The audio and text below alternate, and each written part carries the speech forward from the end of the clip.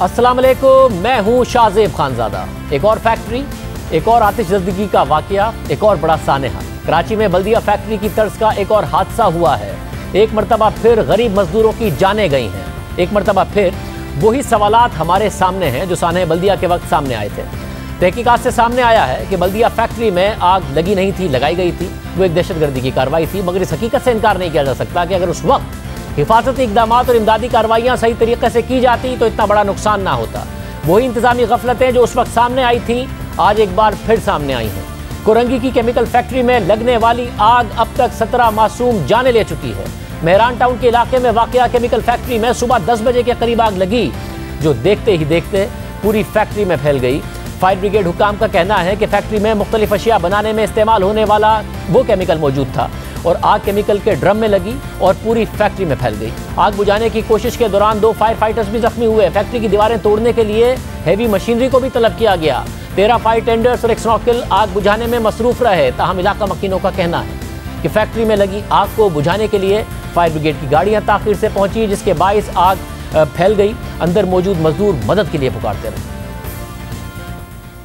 मैं बोल रही हूँ बच्चों को निकालो, ऊपर से उन्होंने ताला डाल दिया, बंद कर दिया। शोर कर रहे थे, किसी ने नहीं सुना, मालिक भी नहीं आया। 2 घंटे हो गए, लोगों ने अभी तक भाई नहीं निकाला मेरा, और बंदे फंसे हुए अभी तक वो नहीं कर रहे थे। तरह कोई वो नहीं था बुझाने वाला सीन।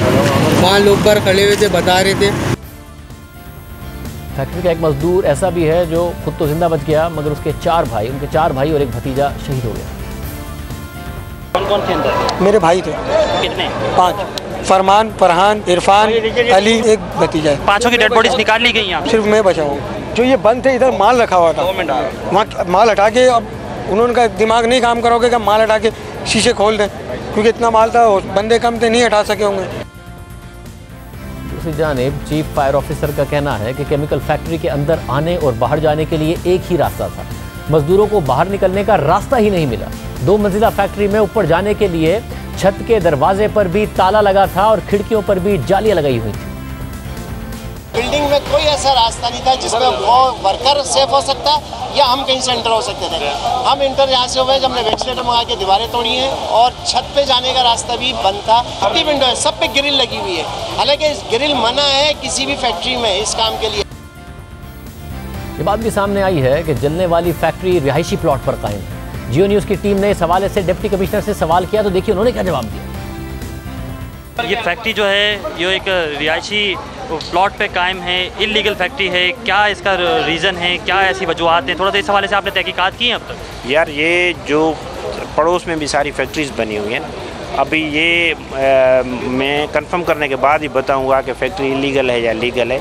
ये वाकई मुझे भी इतला मिली है कि गेट बंद था, गेट लॉक था अंदर से, तो किस वजह से लॉक था ये तो हम उसके बाद करेंगे इन्वेस्टिगेशन।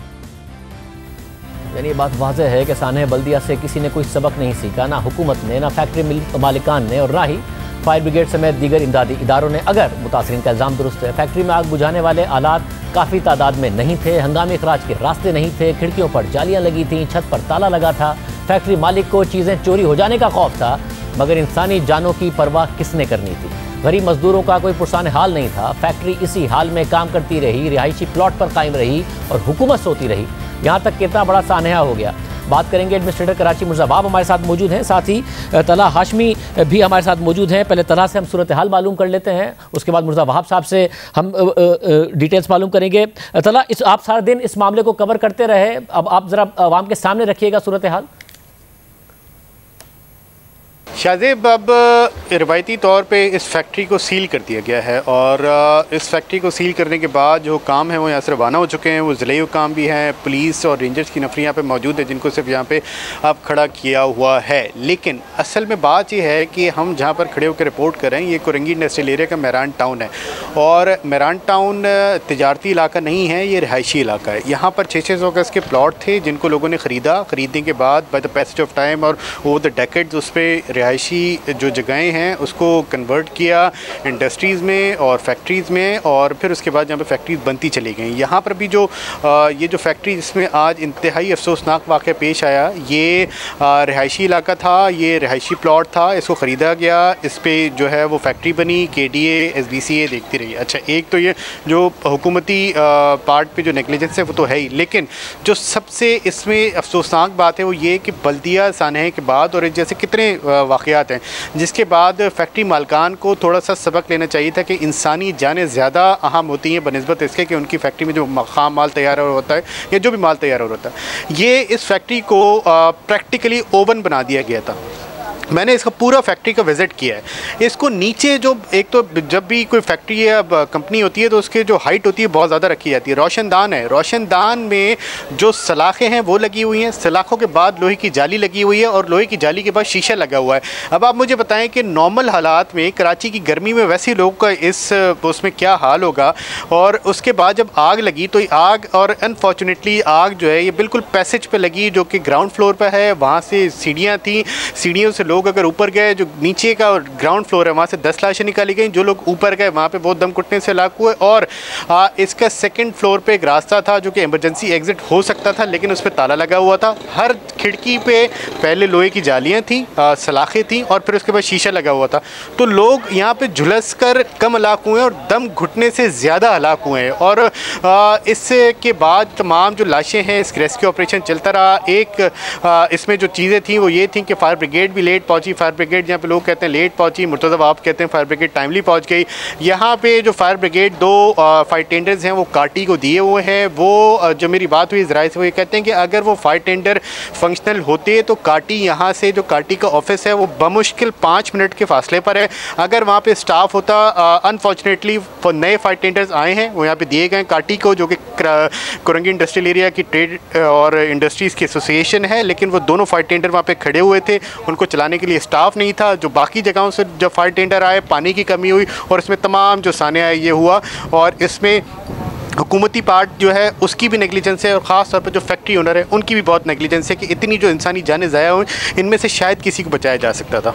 चला, बहुत शुक्रिया। मुर्तज़ा वहाब साहब हमारे साथ मौजूद हैं। मुर्तज़ा वहाब साहब, रिहायशी प्लॉट पर फैक्ट्री कायम थी, हिफाजती इंतजामात नहीं थे, लोगों के निकलने के इंतजामात नहीं थे, लोग आग के जलने से कम और दम घुटने से ज़्यादा मरे हैं। सामान चोरी ना हो जाए इस डर से ये फैक्ट्री के मालिकान ने क्या हुआ था, जैसा कि रिपोर्ट किया जा रहा है।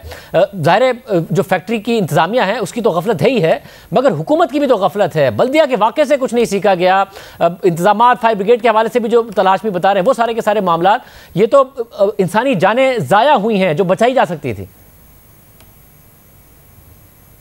शाजिब, आपने बड़ी इम्पोर्टेंट चीज़ की तरफ निशानदेही की है और बिल्कुल ये बात दुरुस्त है कि दोनों इशू सामने आ रहे हैं कि जो इंतज़ामिया है उसकी गफलत भी नज़र आती है कि कैसे रिहायशी एरिया में फैक्ट्री बन गई। और जब मैंने वहाँ विजिट किया तो मुझे बताया गया कि एक फैक्ट्री नहीं, बहुत सारी फैक्ट्रीज हैं और आज से नहीं कई दिहाइयों से वहाँ पर ये फैक्ट्रीज एग्जिस्ट करती हैं। किस तरीके से उनको बिल्डिंग की परमिशन दे दी गई, किस तरीके से उन्होंने कंस्ट्रक्शन कर ली। और उसके बाद जो दूसरा एस्पेक्ट है कि अगर उन्होंने फैक्ट्री अपनी इस्टेब्लिश कर ली तो मालिकान की गफलत के उन्होंने उसके अंदर कोई सेफ्टी प्रिकॉशंस को मद्देनजर नहीं रखा, कोई उन्होंने इमरजेंसी या फायर एग्जिट उसका नहीं बनाया। यहाँ तक कि शायद जो खिड़कियां थी उनको भी रेलिंग लगा के ब्लॉक कर दिया गया था, सील कर दिया गया था। छत से एग्जिट थी उसको भी ब्लॉक कर दिया गया था।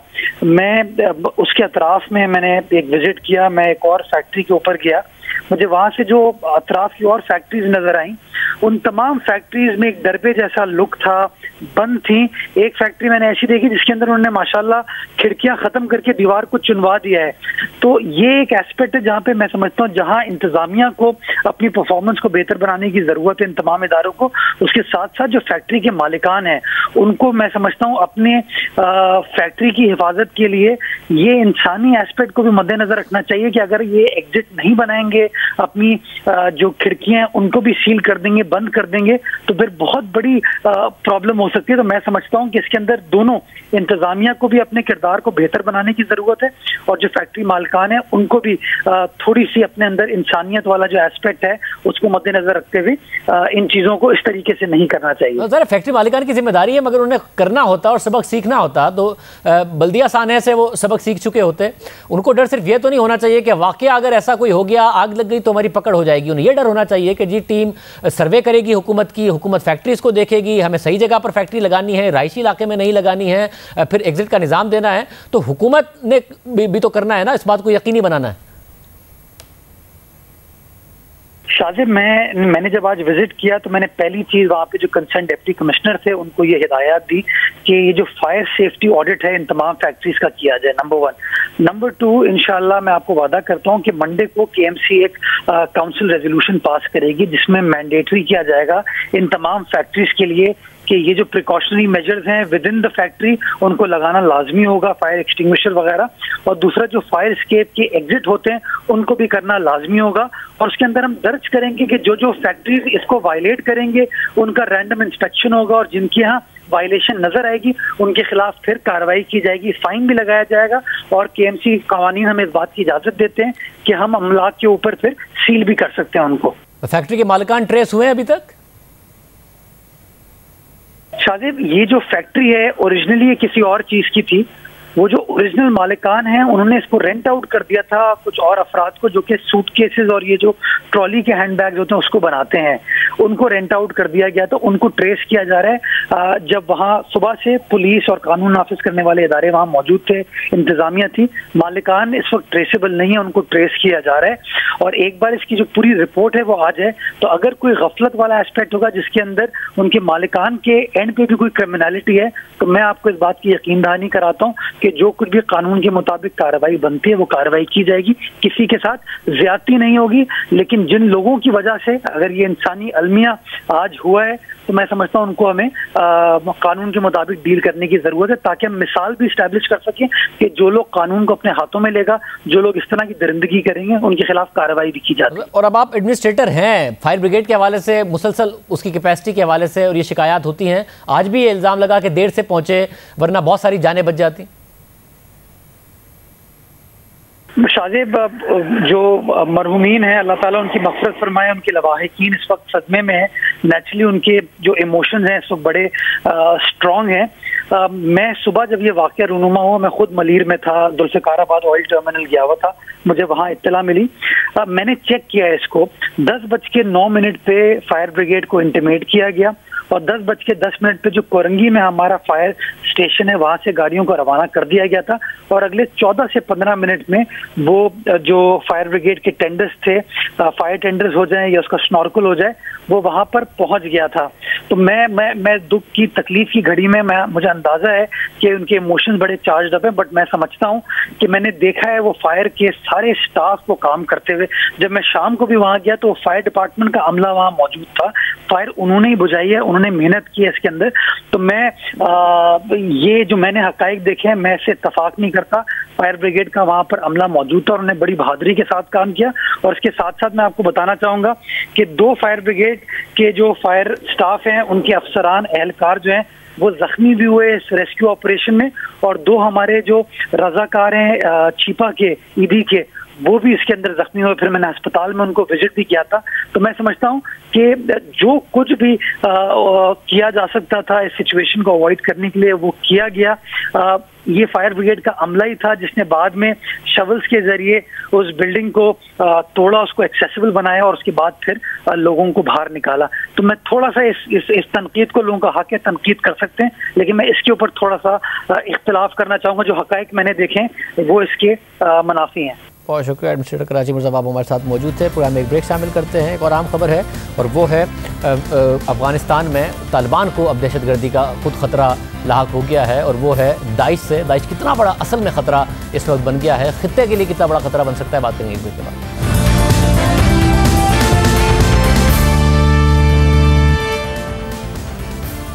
जो कुछ कल अफगानिस्तान में हुआ उसने खित्ते की सिक्योरिटी पर खदशात उठा दिए हैं, वो भी एक ऐसे वक्त में जब 4 दिन बाद अमेरिका अफगानिस्तान से निकल जाएगा। तो सवाल उठ रहा है कि अगर तालिबान का अफगानिस्तान खुद दहशतगर्दी से महफूज नहीं होगा तो दुनिया को अफगान सरजमीन से होने वाली दहशतगर्दी से कैसे महफूज रखेगा।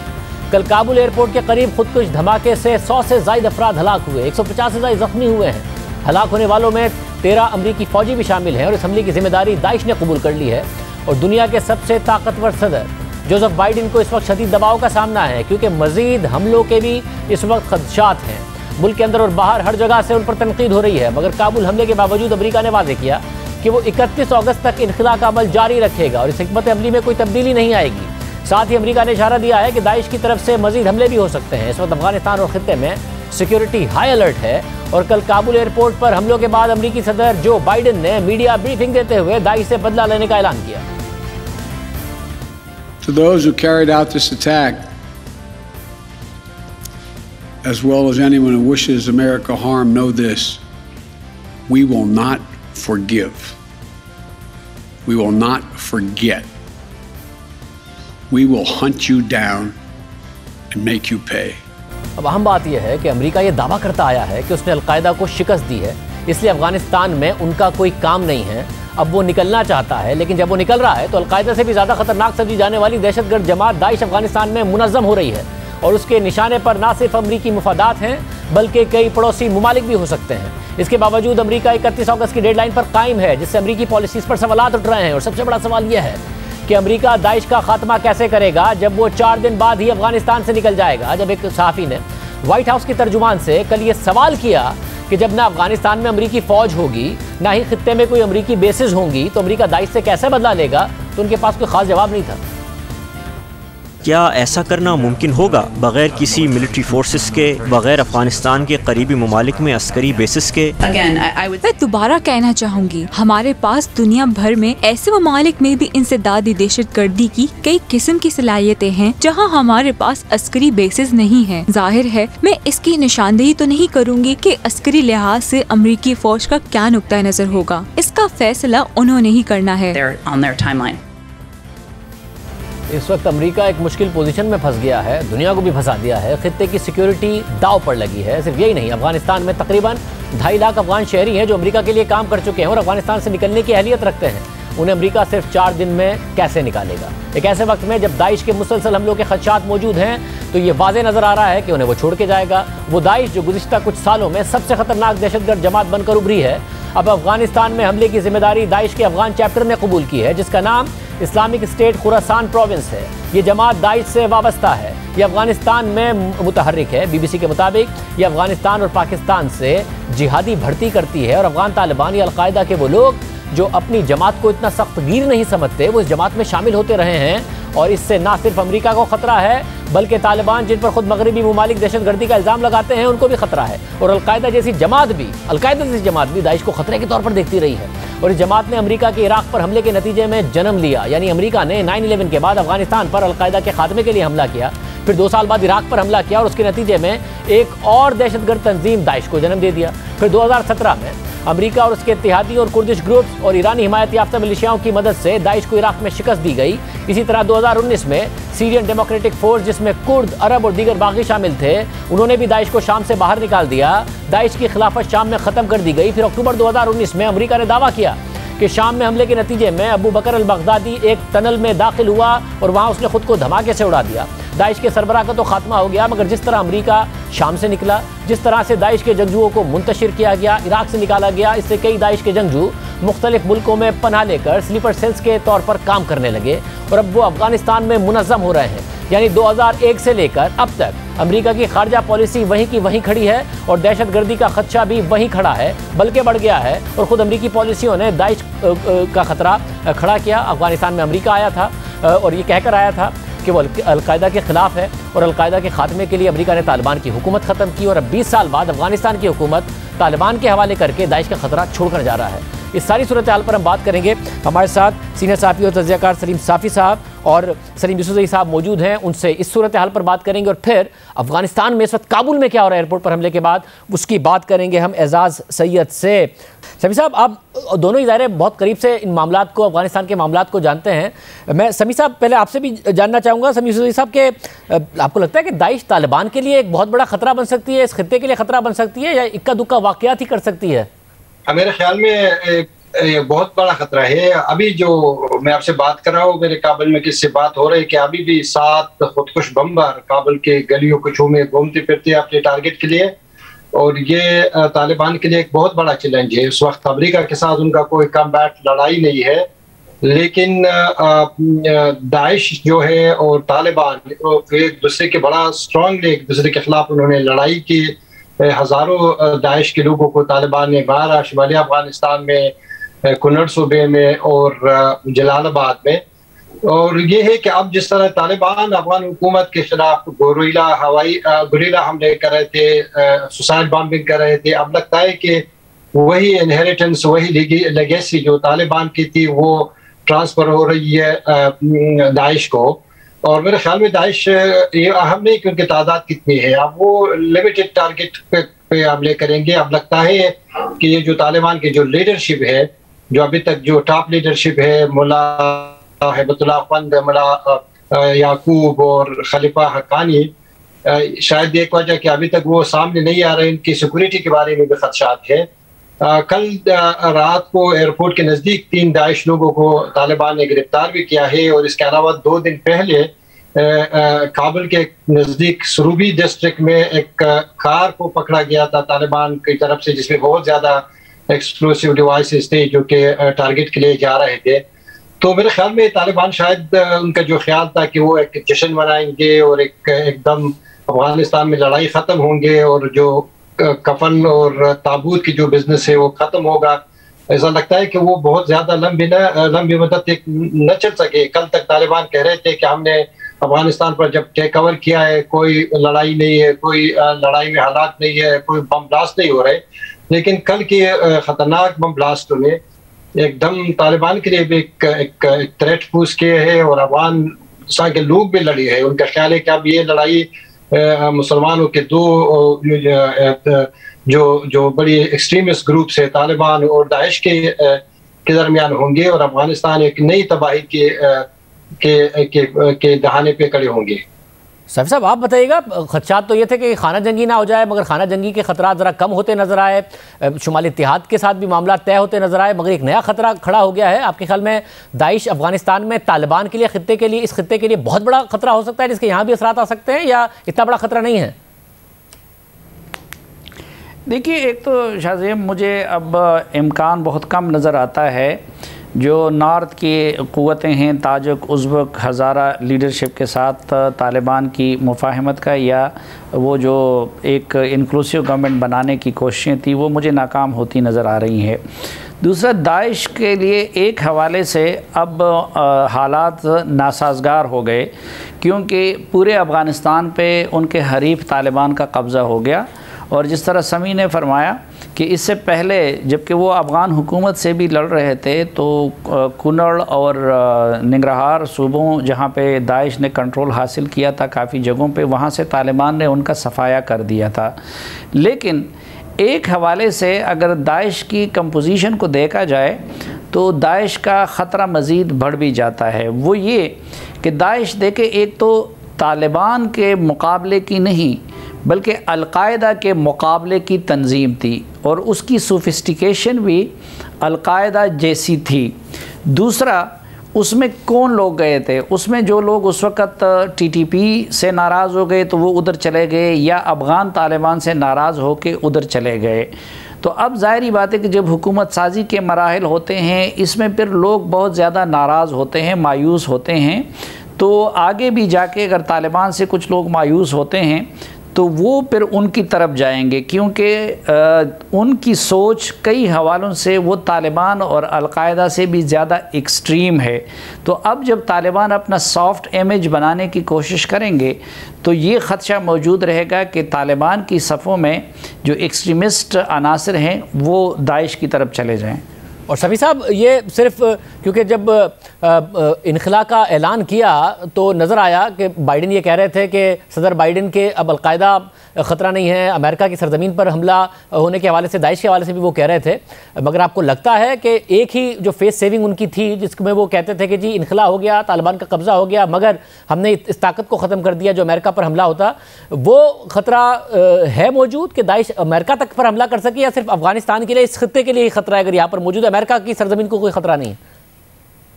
मेरे ख्याल में ये अब एक थ्रेट है, और ये जो दाइश का इस वक्त सबसे बड़ा जो वजूद है वो अफगानिस्तान में सामने आ रही है। यहाँ पर स्टार्ट में हम समझते थे कि शायद अफगानिस्तान की सरजमीन दाइश के लिए मौजूद नहीं है, इसलिए कि दाइश जो ना अरबी मुल्कों के लोगों का, मिडल ईस्ट का लोगों का एक मूवमेंट था। लेकिन अब लगता है कि अफगानिस्तान की जो मिलिटेंट्स है, जिसमें ज्यादातर टीटीपी के लोग भी शामिल हो गई है, तो इनका एक मिक्सचर है, अफगान है और टीटीपी के लोग हैं। और मेरे ख्याल में ये अमेरिका के लिए अब एक सरदर्द बन चुके हैं। अभी उन्होंने 13 अमेरिकन अफवाज को मारा है, जो कि मरीन सोल्जर्स है, जो कि बहुत बड़ी सोल्जर्स शुमार किया जाता है अमेरिका का।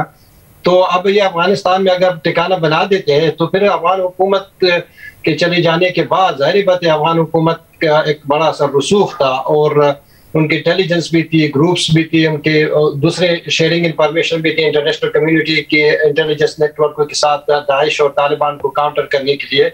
तो मेरे ख्याल में तालिबान के अपनी हुदूद, जो अपनी इंटेलिजेंस है,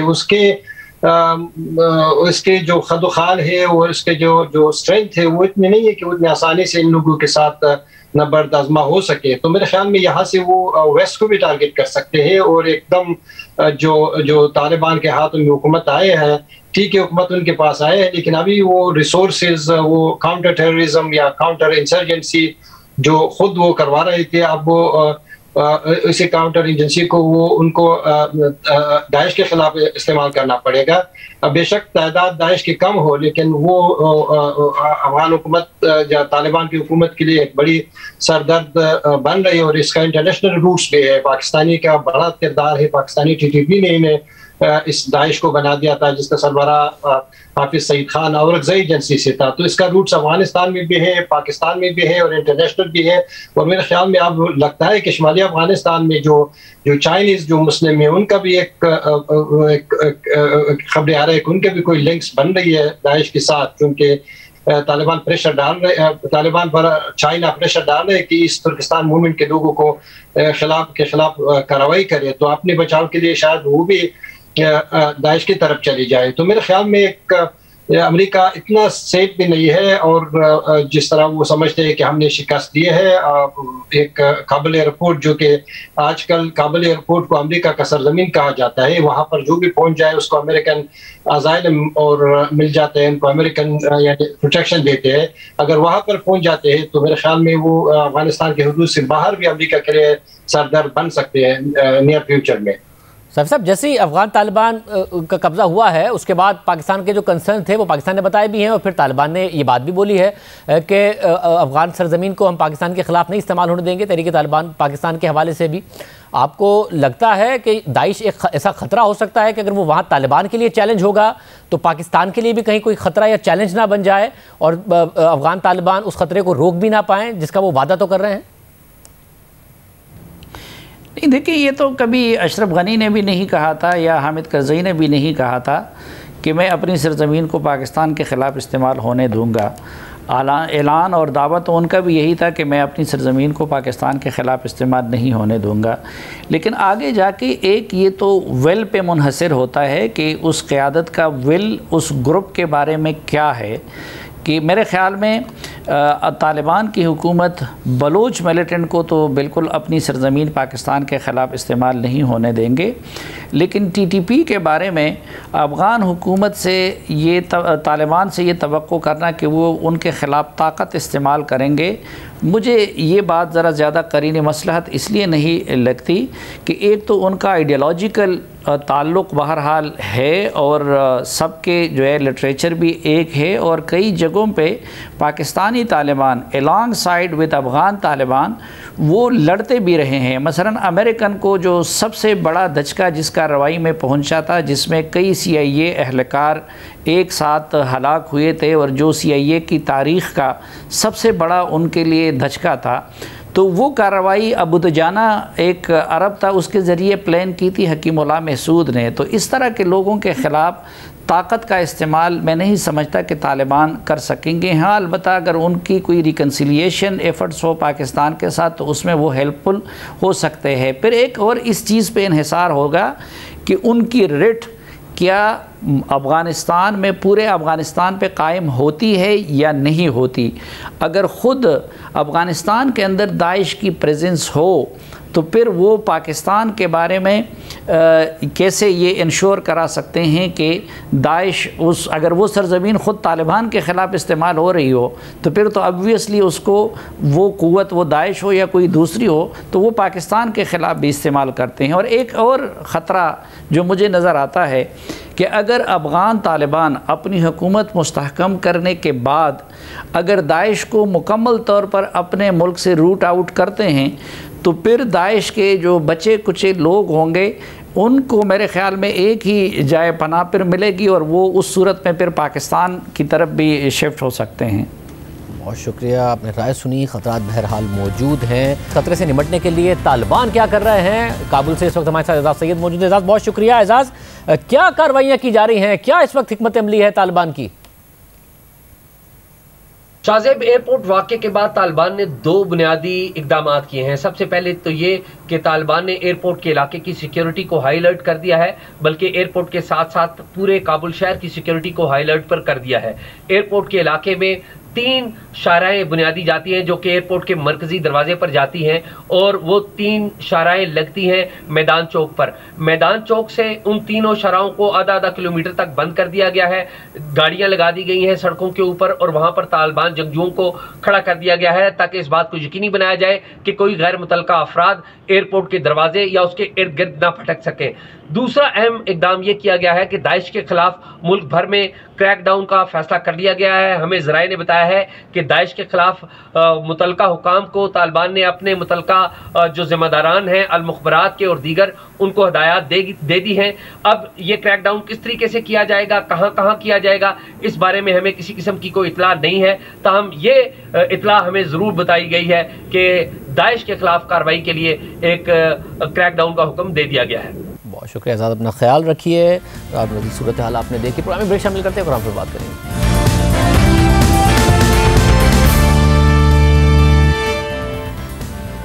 इस्लामाबाद हाई कोर्ट का एक हफ्ते के दौरान दूसरा बड़ा फैसला सामने आया है, जिसमें अदालत ने जजेस, ब्रोकरेट्स और आला अफसरान को एक से ज़ायद प्लॉट्स की अलॉटमेंट गैर कानूनी करार दे दी है और हुकूमत को इस हवाले से बाकायदा कानून साजी करने की हिदायत कर दी है। आज इस्लामाबाद हाई कोर्ट के जज जस्टिस मोहसिन अख्तर कियानी ने पहले से महफूज किया गया फैसला सुनाते हुए कहा कि जजेस और सिविल सर्वेंट्स को एक से ज़ायद प्लॉट्स देने के हवाले से कोई कानून मौजूद नहीं है, लिहाजा ग्रेड 22 के अफसरान, जजेस और सिविल सर्वेंट्स को इजाफी प्लॉट्स की अलॉटमेंट गैर कानूनी करार दी जाती है। लेकिन अगर हुकूमत जजेस और सिविल सर्वेंट्स को इजाफी प्लॉट्स देना चाहती है तो पहले कानून साजी करे। अदालत ने हुक्म दिया कि यह मामला वफाकी काबीना के सामने रखा जाए। अगर वफाकी काबीना ने यह पैकेज बरकरार रखना है तो इस हवाले से कानून साजी कराए। फैसले में मजीद कहा गया है कि जिन्हें प्लॉट्स अलॉट हो चुके हैं उनको मनसूख नहीं किया गया है, ये मामला भी वफाकी काबीना ही देखे। अहम बात यह है कि अब से कुछ दिन पहले भी इसी अदालत से एक ऐसा ही फैसला सामने आ चुका है, जिसमें इस्लामाबाद हाई कोर्ट और उसके मातहत जिला अदलिया के जजेस को प्लॉट्स की अलॉटमेंट मुअत्तल कर दी गई थी।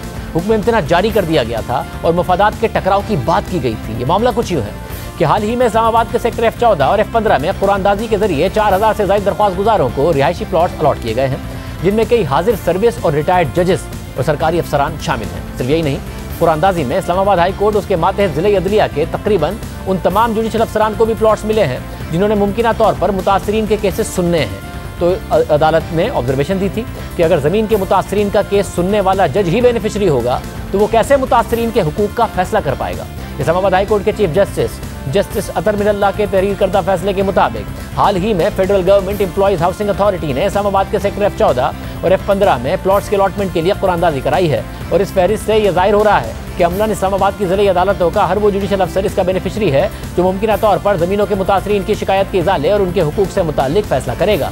और यूँ बादियों नज़र में मुफादात के टकराव के मामले पर संजीदा सवालात उठते हैं, क्योंकि प्लॉट्स हालिया मार्केट रेट से काफ़ी कम कीमत पर दिए गए हैं। लिहाजा इस मामले से बेनिफिशरी का माली मफाद वाबस्ता है। हालांकि यह तयशुदा कानून है कि हर साइल को फेयर ट्रायल, गैर जानिबदार और आज़ाद अदालत तक रसाई का हक हासिल होना चाहिए। इस्लामाबाद हाई कोर्ट इस केस की मज़ीद समाअत के लिए लार्जर बेंच तश्कील दे चुकी है, जो 13 सितंबर को समाअत करेगा। मगर समाअत से कबल ही उसी से मिलता जुलता एक और बड़ा फैसला आज सामने आ गया, जिसमें जजेस और ब्यूरोक्रेट्स को इजाफी प्लॉट्स की अलॉटमेंट गैर कानूनी करार दे दी गई है और हुकूमत को इस हवाले से कानून साजी करने की हिदायत दे दी गई है कि अगर वो करना चाहती है तो कानून साजी के साथ करें। प्रोग्राम में आगे बढ़ते हैं। हुकूमत ने गुज़िश्ता माली साल के फिस्कल खसारे के अदाद शुमार जारी कर दिए हैं और फिस्कल खसारा GDP का 7.1% रहा है। तहरीक इंसाफ के पहले साल में फिस्कल खसारा 9.1% के साथ पाकिस्तान की 40 साल की तारीख का बुलंद तरीन खसारा था। फिर दूसरे साल 8.1% खसारा रहा और अब तीसरे साल 7.1% खसारा रहा है। मुसलसल 2 साल 8% से ऊपर, फिर तीसरे साल भी 7% से ऊपर। अगर रुपयों में देखें तो तहरीक इंसाफ ने पहले साल में 3,400 अरब रुपए का खसारा किया और दूसरे और तीसरे साल में भी रुपयों में तकरीबन इतना ही खसारा किया। यानी 3 सालों में तहरीक इंसाफ की हुकूमत ने 10,000 अरब रुपए से ऊपर का खसारा किया, जबकि नून लीग ने 5 सालों में 8,500 अरब रुपए का खसारा किया था। इस साल के खसारे को पूरा करने के लिए हुकूमत ने 2,000 अरब रुपए लोकल रुपए में कर्जा लिया, जबकि 1,300 अरब रुपए बैरूनी कर्जा लिया, जिसकी वजह से कर्ज में इजाफा हुआ। और यही वजह है कि तहरीक इंसाफ की हुकूमत के 3 सालों में मुल्क के कर्जे में 13,000 अरब रुपए से जायद का इजाफा हो चुका है। और अहम बात यह है कि हुकूमत ने गुज़िश्ता माली साल में 2,750 अरब रुपए सिर्फ सूद की मद में अदा किए हैं। यानी 3 सालों में सूद की अदायगी 1,600 अरब रुपए से बढ़कर 2,750 अरब रुपए पर पहुंच गई है। और ऐसा क्यों हुआ? इसकी वजह वज़ीर ख़जाना बनने से पहले शौकत तरीन साहब ने हमारे प्रोग्राम में बताई और वज़ीर ख़जाना बनने के बाद शहजाद इकबाल के प्रोग्राम में दोहराई कि तहरीक इंसाफ की हुकूमत ने पहले तो 13.25% तक शरह सूद कर दी, जो कि गलती थी। फिर कर्जे इतनी बुलंद रेट पर रीप्रोफाइल कर दिए, जो एक और बड़ी गलती थी, जिससे सूद की अदायगी इतनी बढ़ा दी गई है कि आइंदा कई सालों तक भुगतना पड़ेगी। पिछले 2.5-3 साल में जो डेट में इजाफा हुआ है, आपके ख्याल में हम डेट ट्रैप में मजीद ज़्यादा फंसे हैं जो 2.5-3 साल पहले थे, या उससे निकलने में थोड़ा सा बाहर आए हैं? क्योंकि डेट में तो इजाफा हुआ है। आपने जो इंटरेस्ट रेट बढ़ा दिए और आपने उसकी रीप्रोफाइलिंग जो की इतनी एग्रेसिवली, और वो भी IMF ने कहा आपको, तो आपने उनसे भी बढ़ के ज़्यादा कर दी। उसने कुछ 15 से 1,600 अरब रुपए का एडिशनल इंटरेस्ट आपके ऊपर बोझ डाल दिया एनुअली, और आपको कोई ज़रूरत नहीं थी 30% जो लॉन्ग टर्म था और उसको 70% पे लेके जाने का over in with in only 12 to 14 months. कोई जरूरत नहीं थी। आप कहते हैं हाँ हम करेंगे रीप्रोफाइलिंग इसको, but we will do it over a period of 3 to 4 years। Interest rate नीचे आ गए थे जब 6-7% पे, तो उस पर फिर करना शुरू करते। लेकिन वो जो आपने अप्रैल 2019 और मई और जून में जो आपने रीप्रोफाइलिंग की है, उसने आपकी कमर तोड़ दी आपकी ये जो इंटरेस्ट रेट्स की, और वो अब आपको भुगतना पड़ेगा अगले 4-5-6 साल में। प्रायर एक्शन जो IMF ने किए उसके बीच में सबसे बड़ा प्रायर एक्शन तो ये था कि इंटरेस्ट रेट्स को 13.25% पे कर दिया। उसने 1,500 अरब रुपए की जो डेट पेमेंट्स थी उसको 3,000 पे लेके चले गए। तो वो मैसिव एक जंप था, और वो अभी तक उससे कम नहीं हो रही, क्योंकि उन्होंने फिर रीप्रोफाइलिंग भी कर दी। वो वाकई भुगतना भी पड़ रहा है। 4,700 अरब रुपए टैक्स इकट्ठा किया है, उसमें से 2,750 अरब रुपए यानी आधे से भी ज़्यादा सिर्फ सूद की अदायगी में जा रहा है, इस गलती की वजह से, जिसका शौकत तरीन साहब जिक्र कर रहे हैं। याद दीजिए। अल्लाह।